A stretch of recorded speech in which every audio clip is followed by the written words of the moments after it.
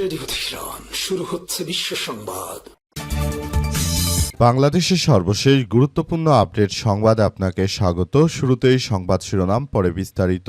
প্রথমেই জানাবো, হামলা শিকার জামাত নেতার মৃত্যু, প্রতিবাদে বিক্ষোভের ডাক। বগুড়া দুপাচিয়ায় হামলার ঘটনায় আহত হয়ে চিকিৎসাধীন থাকার পর বাংলাদেশ জামাত ইসলামের দুপাচিয়া সদর ইউনিয়ন যুব ও ক্রীড়া বিভাগের সহসভাপতি সম্রাট হোসেন বাপ্পা ৪১ মারা গেছে। তার মৃত্যুর প্রতিবাদে বাদাছর জানাজা শেষে উপজেলা সদরে বিক্ষোভ মিছিল মহাসমাবেশের ঘোষণা করেছে দলটি।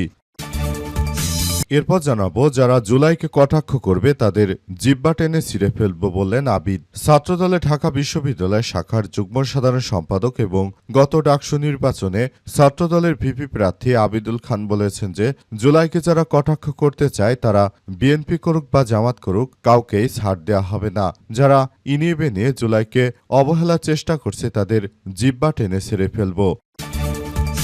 এদিকে মানিকগঞ্জে প্রধানমন্ত্রীর বিশেষ সহকারী বললেন, ৫ আগস্টের পর দেশে সংখ্যালঘুদের উপর কোনো হামলার ঘটনা ঘটেনি। প্রধানমন্ত্রীর বিশেষ সহকারী ও বাংলাদেশ হিন্দু বৌদ্ধ খ্রিস্টান কল্যাণ ফ্রন্টের চেয়ারম্যান বাবু বিজনকান্তি সরকার বলেছেন, ৫ আগস্টের পর দেশে হিন্দু সম্প্রদায়ের মানুষের মধ্যে সংখ্যা ও সংশয় ছিল, তবে পরদিন দেশের বিভিন্ন এলাকায় গিয়ে কোথাও সংখ্যালঘুদের উপর নির্যাতনের কোনো চিহ্ন পাওয়া যায়নি। তিনি দাবি করেন, এ বিষয়ে প্রতিবেশী ভারতের কিছু গণমাধ্যম বাংলাদেশের বিরুদ্ধে যে বিভ্রান্তিকর কার্যক্রম ছড়িয়েছে, এর কারণে মূলত বাংলাদেশে এই ধরনের পরিস্থিতি বা অপচেষ্টার সৃষ্টি করতে চায় তারা।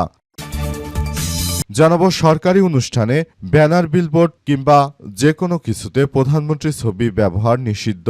সরকারি যে কোনো অনুষ্ঠান প্রচারণার কাজে ব্যবহৃত ব্যানার, ফেস্টুন ও বিলবোর্ডে প্রধানমন্ত্রীর ছবি ব্যবহার সম্পূর্ণ নিষিদ্ধ করা হয়েছে। আজ মন্ত্রিপরিষদ বিভাগের সাধারণ অধিশাখা থেকে জারিকৃত এক পরিপত্রে এই নির্দেশনা জারি করা হয়। এবং সর্বশেষ জানাবো, ইরানের রাজধানী তেহরানে আয়তুল্লাহ আলী খামিনির জানাজা সম্পূর্ণ। ইরানের সর্বোচ্চ ধর্মীয় নেতা আয়তুল্লাহ আলী খামিনি এবং তার পরিবারের ৪ সদস্যের জানাজা সম্পন্ন হয়েছে। ৭ দিনব্যাপী অনুষ্ঠানে শোক ও দাফন প্রক্রিয়ার তৃতীয় দিন আজ স্থানীয় সময় সকাল ৮টায় ইরানের রাজধানী তেহরানে তার জানাজা সম্পন্ন হয়। শিয়া ধর্মীয় নেতা জাফর সুবহানি জানাজা নামাজের ইমামতি করেছেন। পতাকা দিয়ে মোড়ানো হয়েছে খামিনির লাশ এবং সঙ্গে রয়েছেন তার স্ত্রী, তার কন্যা এবং তার জামাতা এবং তার ১৩ মাস বয়সী নাতনির লাশও সেখানে দাফনের জন্য হাজির করা হয়। প্রিয় দর্শক, এতক্ষণ শুনছিলেন সংবাদ শিরোনাম, এবারে বিস্তারিত। তবে তার আগে বন্ধুরা, অনুরোধ থাকবে এই সংবাদটিতে একটি লাইক দিন। এই চ্যানেলে আপনি নতুন হয়ে থাকলে আমাদের সংবাদটি দেখতে দেখতে চ্যানেলটি সাবস্ক্রাইব করে রাখুন। কমেন্ট করে বন্ধুরা আপনার মূল্যবান মতামত জানিয়ে দিন আপনি বিশ্বের কোন দেশ থেকে বা বাংলাদেশের কোন স্থান থেকে আমাদের সংবাদটি দেখছেন এবং শুনছেন। আর বন্ধুরা, সংবাদটি আপনার সোশ্যাল মিডিয়া ফেসবুকে শেয়ার করে বন্ধুদেরও দেখার সুযোগ করে দিন। গাজা যুদ্ধে আপনি যদি নিরীহ ফিলিস্তিনিদের ভালোবেসে থাকেন বন্ধুরা, কমেন্টে ইয়েস লিখে পুরো বিশ্বকে আমাদের এই তাজা আপডেটটি দেখার সুযোগ করে দিন। এবারে বিস্তারিত। যারা জুলাইকে কটাক্ষ করবে তাদের জিব্বা টেনে ছিঁড়ে ফেলতে হবে বললেন আবিদ। ছাত্রদলের ঢাকা বিশ্ববিদ্যালয় শাখার যুগ্ম সাধারণ সম্পাদক ও গত ডাকসু নির্বাচনে ছাত্রদলের ভিপি প্রার্থী আবিদুল খান বলেছেন যে জুলাইকে যারা কটাক্ষ করবে, অস্বীকার করতে চাইবে কিংবা বিভিন্ন ভাষা ব্যবহার করে জুলাইকে অবহেলিত করতে চাইবে তাদের জিব্বা টেনে ছিঁড়ে ফেলতে হবে। সম্প্রতি একটি বেসরকারি টেলিভিশন টক শোতে তিনি এমন হুঁশিয়ারি দিয়েছেন। এর আগে বিএনপি নেত্রী নীলুফার রহমান তিনি মূলত জুলাইকে নিয়ে কটাক্ষ করেছেন। পাশাপাশি বিএনপির ফজা পাগলা ওরফে ফজলুর রহমান তিনিও জুলাই নিয়ে কটাক্ষ করেছেন। যদিও ওই ফজা পাগলা এর আগে আওয়ামী লীগের সঙ্গে রাজনীতিতে যুক্ত ছিলেন। তিনি বলেন, জুলাই গণ অভ্যুত্থান যদি না হতো তাহলে হয়তো আমি আবিদ এখানে দাঁড়িয়ে টক শো করতে পারতাম না, কথা বলতে পারতাম না। যদি জুলাই ব্যর্থ হতো তাহলে হয়তো আমাদের হাড্ডি মাংস খুঁজে পাওয়া যেত না। বাংলাদেশকে ভালোবাসি বলে আমি বিএনপি সংগঠন করি, বাংলাদেশের মুক্তির জন্য আমি সংগঠন করি। তাহলে কি সংগঠন আমার কাছে লাগে নাকি বাংলাদেশ আগে সেটি অবশ্যই ভেবে দেখতে হবে। তারা যদি নিজেরা এত বাড়াবাড়ি করে তাহলে তাদেরকে বলবো, আপনারা জুলাই গণ অভ্যুত্থানের সময় চোরের মতো ঘাপটি মেরে পালিয়েছিলেন কেন?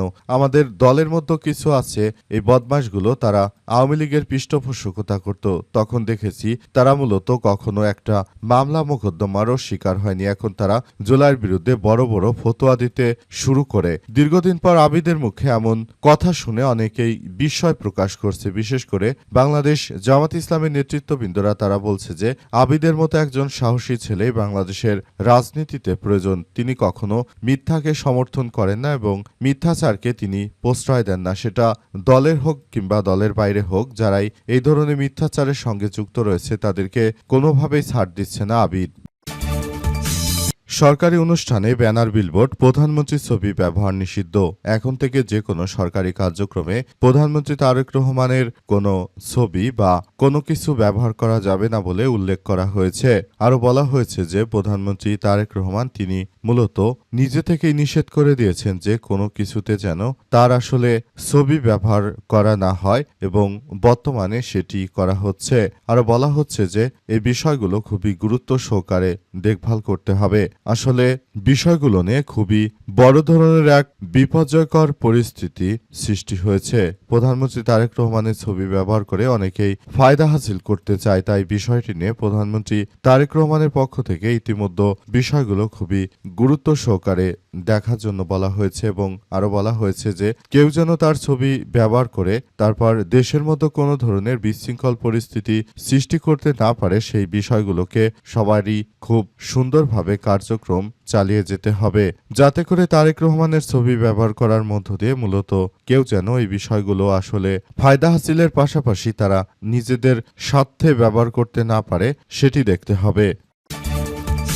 হামলা শিকার জামাত নেতার মৃত্যু, প্রতিবাদে বিক্ষোভের ডাক। বগুড়ার দুপাচিয়ায় হামলার ঘটনায় আহত হয়ে চিকিৎসাধীন থাকার পর বাংলাদেশ জামাত ইসলামের দুপাচিয়া সদর ইউনিয়ন যুব ও ক্রীড়া বিভাগের সহসভাপতি সম্রাট হোসেন বাপ্পা মারা গেছেন। ইন্না লিল্লাহি ওয়া ইন্না ইলাইহি রাজিউন। তার মৃত্যুর প্রতিবাদে রোববার উপজেলা সদরে বিক্ষোভ মিছিল ও সমাবেশের ঘোষণা করেছে দলটি। পারিবারিক সূত্র থেকে জানা গেছে 25 জুন উপজেলার বেলুরচক গ্রামে জমি সংক্রান্ত বিরোধকে কেন্দ্র করে রফিক আকন্দ তার ছোট ভাই বিএনপি নেতা আব্দুল করিম আকন্দের মধ্যে সংঘর্ষের ঘটনা ঘটে। সম্রাটের পরিবারের অভিযোগ, ওই সময় আব্দুল করিমের নেতৃত্বে একদল লোক হামলা চালালে রফিক আকন্দ রক্ষা করতে গিয়ে সম্রাট গুরুতর আহত হন। তাকে উদ্ধার করে প্রথমে দুপাচিয়া উপজেলা স্বাস্থ্য কমপ্লেক্সে, পরে বগুড়া শহীদ জিয়াউর রহমান মেডিকেল কলেজ হাসপাতালে ভর্তি করা হয়। অবস্থার অবনতি হওয়ার পরদিন তাকে ঢাকায় স্থানান্তর করা হয়। সেখানে চিকিৎসাধীন অবস্থায় শনিবার রাত 12:15টার দিকে তিনি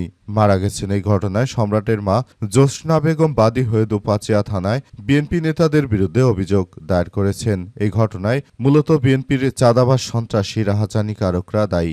ঘটনায় তাই মামলা দায়ের হয়েছে, কিন্তু এখন পর্যন্ত বিএনপির পক্ষ থেকে এই সন্ত্রাসীদের বিরুদ্ধে কোনো ব্যবস্থা নেওয়া হয়নি। সারা দেশ জুড়েই তাদের এমন সন্ত্রাসী কার্যক্রম চলছে। দেশের জনগণ এমন হত্যাকাণ্ডে তীব্র নিন্দা ও প্রতিবাদ জানায়। মাত্র 2 দিন আগে তারা সিরাজগঞ্জে বাংলাদেশ জামাত ইসলামের ইউনিয়নের সভাপতিকে হত্যা করেছে কুপিয়ে।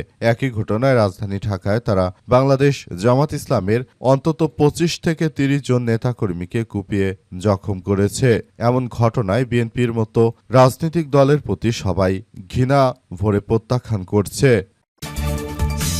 মানিকগঞ্জে প্রধানমন্ত্রীর বিশেষ সহকারী বলেন যে 5 আগস্টের পর দেশে কোনো সংখ্যালঘুদের উপর হামলার ঘটনা ঘটেনি। প্রধানমন্ত্রীর বিশেষ সহকারী ও বাংলাদেশ হিন্দু বৌদ্ধ খ্রিস্টান কল্যাণ ফ্রন্টের চেয়ারম্যান বাবু বিজন কান্তি সরকার বলেছেন, 5 আগস্টের পর এদেশে হিন্দু সম্প্রদায়ের মানুষের মধ্যে সংখ্যা ও সংশয় ছিল, তবে পরদিন দেশের বিভিন্ন এলাকায় গিয়ে কোথাও কোনো সংখ্যালঘুদের উপর নির্যাতনের কোনো চিহ্ন পাওয়া যায়নি। তিনি দাবি করেন এ বিষয়ে প্রতিবেশী দেশের কিছু গণমাধ্যম বাংলাদেশের বিরুদ্ধে বিভিন্ন মিথ্যাচার ছড়িয়েছে। সুতরাং এই মিথ্যাচারের কারণেই ভারতের হিন্দুত্ববাদীরা তারা তাদের দেশের মিথ্যা প্রোপাগান্ডাকে বাংলাদেশের বলে চালিয়ে দেওয়ার অনেক চেষ্টা করেছে।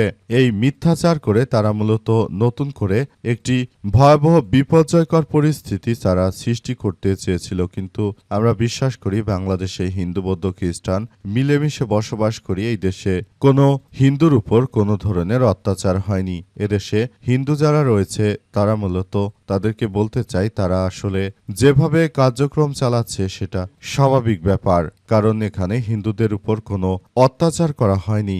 যদি হিন্দুদের উপর কোনো অত্যাচার নাই হয়ে থাকে তাহলে ভারতের যে কিছু মিডিয়া তারা বাংলাদেশের বিরুদ্ধে এই ধরনের মিথ্যাচার করেছে সেটি আসলে কতটুকু যুক্তিসম্পূর্ণ বলে মনে করেন? কারণ যদি সত্যি এমন কিছু হতো আমরা আমাদের বিভিন্ন এলাকায় দেখতে পেতাম, কিন্তু বাংলাদেশের কোথাও কোনো হিন্দুর বাড়িঘরদোর কোথাও কোনো ভাঙচুর কিংবা কোনো ধরনের বিপর্যয়ের কোনো ঘটনা ঘটেনি। বিষয়গুলো সবার জন্য খুবই গুরুত্বপূর্ণ এক অধ্যায় হিসেবে আবির্ভূত হয়েছে।